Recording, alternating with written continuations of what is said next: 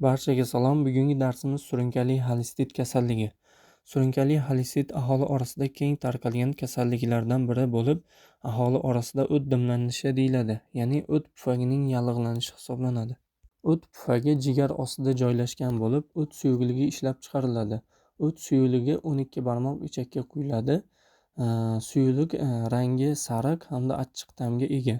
Surunkali xolestit kasalligining asosiy sabablari infeksiyalar hisoblanadi, ya'ni ichak tayoqchasi, streptokok, stafilokok, liambliyalar va boshqa mikroorganizmlar chaqiradi.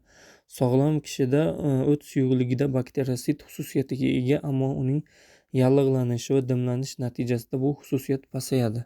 Infeksiyalar ta'sirida xoley kislotasi litoxol kislotaga aylanadi. Bu jarayon ichaklarda sodir bo'ladi. Litoxol kislota shikastlovchi ta'sirga ega, ya'ni o't pufagi devorida yallig'lanish jarayonlarini chaqiradi. Yuqoridagilardan tashqari, xolestitning rivojlanishida elementar omillar yetakchi o'rin tutadi. Ya'ni tartibsiz ovqatlanishlar, ovqatlanish masofasining uzoq bo'lishi, muntazam ravishda yuqori kaloriyali taomlarni iste'mol qilish natijasida spazm hamda o't dimlanishi sabab bo'ladi. Surunkali xolestitning klinik belgilari: bemorlar qovurilgan, yog'li va ko'p miqdorda ovqat yegandan so'ng 2-3 soat o'tgach yuzaga keladigan og'riqlar, ya'ni o'ng qovurg'a ostidagi og'riqlardan shikoyat qiladi. So'ng og'izda achchiq ta'm bo'lishi, ya'ni o't suyuqligining achchiq ta'mi, kekirishlar, ko'ngil aynishi, qorin dam bo'lishi va qabziyatlar kuzatiladi. Va yana epigastral sohada og'irlik hissi paydo bo'ladi.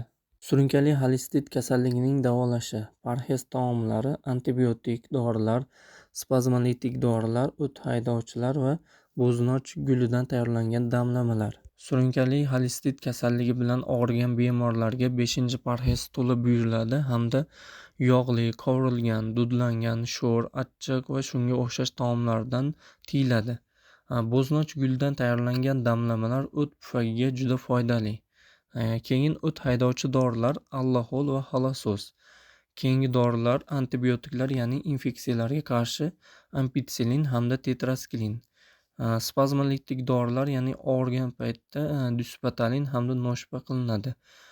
Bemorlar davolangandan so'ng ham parhezga qat'iy amal qiladi.